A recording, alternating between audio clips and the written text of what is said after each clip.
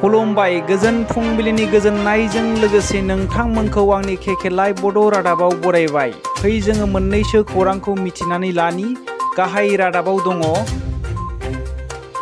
DID dance India dance little मास्टारखौ देरहासार जानो थाखाय गलाघाटनि नबजित नार्जारिनो भट नांगौ जानायलाय बिनि थाखायनो नखरनि सुबुंफोरा गासै बर' हारिफोरखौहाय भट होनानै देरहासार जानो थाखाय गुरैयै खावलायहरदों। 9152915246 बे नाम्बाराव मिस कल खालामनानै हरब्लानो गासैबो भट होनाय जागोन। बिनिखायनो गासै बर' हारिनि जानानै आरो नबजित नार्जारिनि जानानै आङो बयखौबो गुरै खावलायहरबाय। अन्नानै दसे सम बाहायनानै बे 9152915246 नाम्बाराव मिस कल खालामहर जेन' जोंनि बर' हारिनि गेजेराव सासे देरहासार जानानै फैनानै बर' हारिखौ सिनायथि होनो हानाय बायदि। बर'नि राफोद कन्ट्रेक्टर बिक्रम दैमारि बिथाङा बे जुब जुब अखा हानायनि समाव आलाय सिलाय जानाय सिलिंखार बिलिंखार जानानै थानाय उन्दै गथ'फोर आरो हिन्जावफोरखौ गुवाहाटी बरबरि बाथौफुरियाव थांनानै नुहैनानै बिथाङा गोबांथार दुखु मोननायजों हांमा सुरनानै गाबदों। बिथाङा बुंदों, हिमन्त बिश्व शर्माया बुंदोंमोन आसाम आरो बिटिआर ओनसोलावहाय गोजोन थासारि फैबाय। बेखौथ' गोजोन थासारि होना होननानै बिथाङा गोबांथार दुखु मोननायजों हांमा सुरनानै गाबदों। आरो प्रमद बर' बिथांखौबो बिथाङा दुखु मोननायजों खावलायहरदों।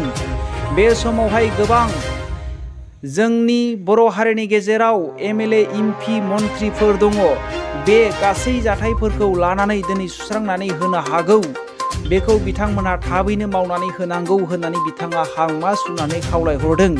बे बर'नि अलखद समाव रावबो राजनितिनि बाथ्रा बुङालाफैनो खौसेथि जानानै बर' हारिखौ अनसायनाया मोजां होननानै बिक्रम दैमारि बिथाङा बुंथियो।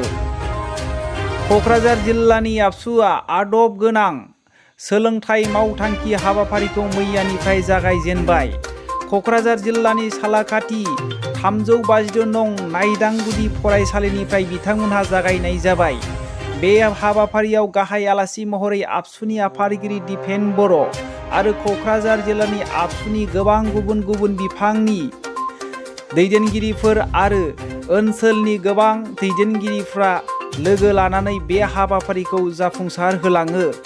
आरो बिथां आबसुनि गाहाय आफादगिरि दिपेन बर' बिथाङा बुंदों दि बेसेन नाङै फोरोंगिरि थिसननाय हाबाफारिखौ गोबां जायगायावहाय जागायनाय जाबाय आरो खम समनि गेजेरावनो सासेल' फोरोंगिरि थानाय आरो फोरोंगिरि गैयै जायगायावहाय 1000 फरायसालियाव बिथांमोनहा थांखि लादों होननानै फोरमायदों।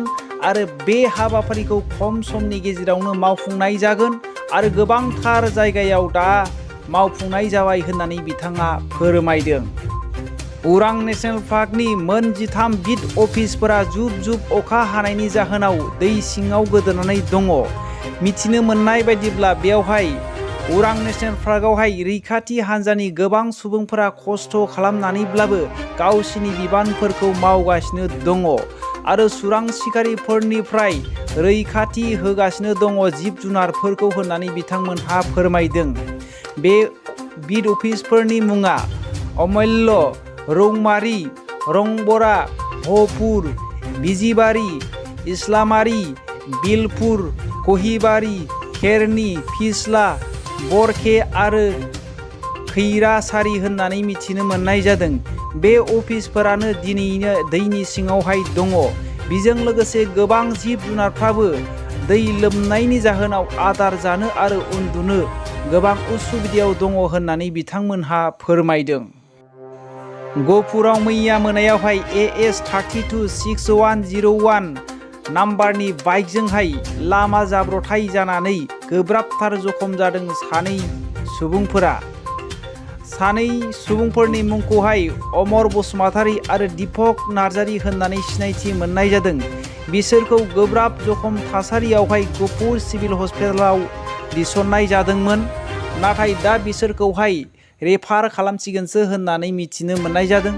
दा बिसोरखौहाय लखिमपुर सिभिल हस्पिटालाव लांनो थाखाय लाहार फाहार खालामगासिनो दङ होननानै जोङो मिथिनो मोननाय जायो। गलाघाट जिल्लानि सारेंगी गामियावहाय मोनसे अन्नाय गैयै खास्रि बिस्रि गोबौ देगारजों दिपेन दास मुंनि हिन्दु सुबुंखौहाय सुथारदों सासे मुस्लिमा। नाजिदुल हुसेन होननानै सिनायथि मोननाय जादों आरो मिथिनो मोननाय बायदिब्ला दिपेन दासनि बिसि आरो पिसाज्लाखौबो गोब्राबथार जखम जादों होननानै मिथिनो मोननाय जादों। दा बिसोरखौ फाहामसालि GMCआवहाय लांनानै फाहामथाय होगासिनो दङ। जाथायनि उनावहाय गामिनि सुबुंफोरा अन्नाय गैयै सुथारग्रा नाजिदुल हुसेननि न'खौहाय बुफाय बुसि होदों। उनावहाय खाथिनि पुलिसफोरा थासारिखौ कन्ट्रल खालामनानै हैनायखौ जोङो मिथिनो मोननाय जायो।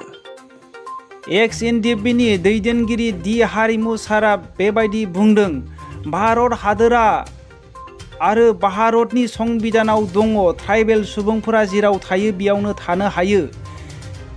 नाथाय दिनै NDPखौहाय डिसपेन्ड खालामनाय लोगो लोगोनो बर'फोरखौहाय बांसिन नासयगासिनो दङ। सिगां दाउ अमाफोर बायदि गावथारदोंमोन, नाथाय दिनै राजखान्थिजों बर'फोरखौ नासयगासिनो दङ। गाज्रि गाज्रि नोजोरजों गेम गेलेगासिनो दङ।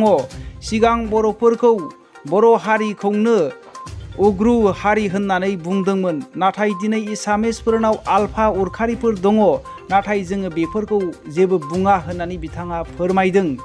दिनै बिटिआर सुक्तियाबो थगायजानाय मोनसे सुक्तिसो होननानै बिथाङा फोरमायदों।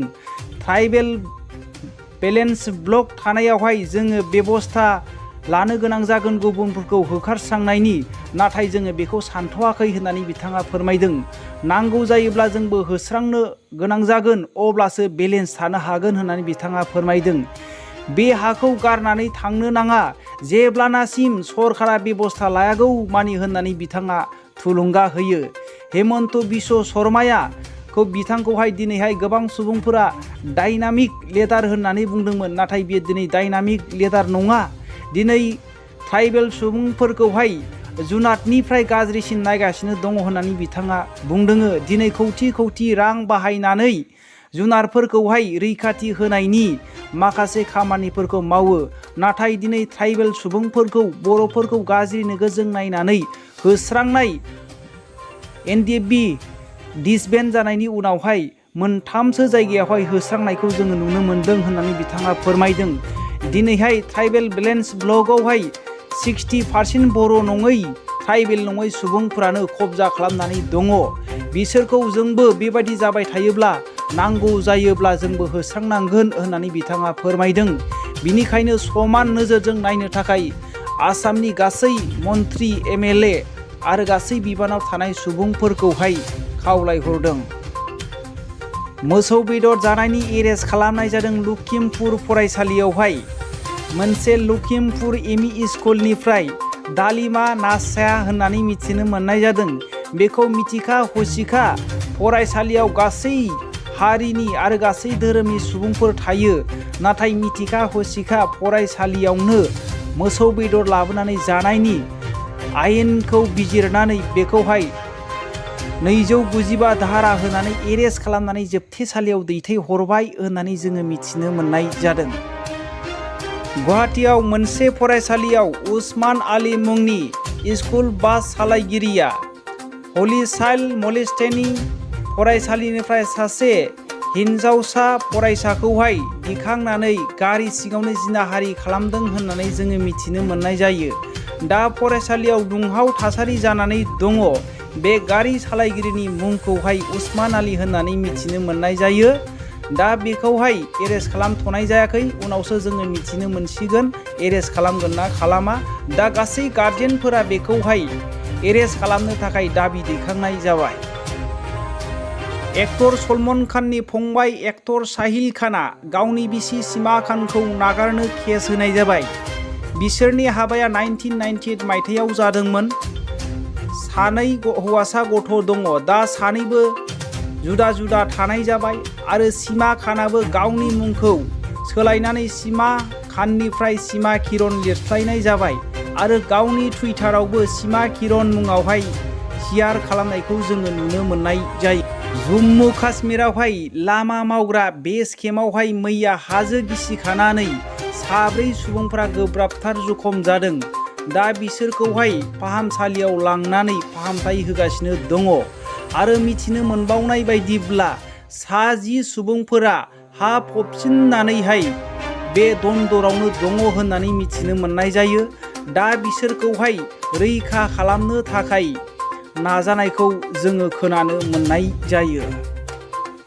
महाराष्ट्र चन्द्रपुर ओनसोलावहाय गंसे डिजेल गारि आरो गंसे बन लांबाय थानाय गारिजों सौग्रावलायनायनि जाहोनाव अर नांनानै 9 सुबुंफ्रा जायगायावनो जिउ खहा जादों। मिथिनो मोननाय बायदिब्ला बे जाथाया मैया मोनानि 10:30टायावनो जादोंमोन। दा गासै थैनाय सहफोरखौ हस्पिटालाव लांनाय जाबाय पस्टमर्टमनि थाखाय। बेजों लोगोसे दिनैनि रादाबा एसेनोसै। रादाबखौ जोबनायसिम खोनासंनायनि थाखाय बयनिसिमबो साबायखर थाबाय। आरो रादाबाव गोदानै फैदोंब्ला अन्नानै लाइक खालाम आरो साबस्क्राइब खालाम। जै बर' हारिनि जै।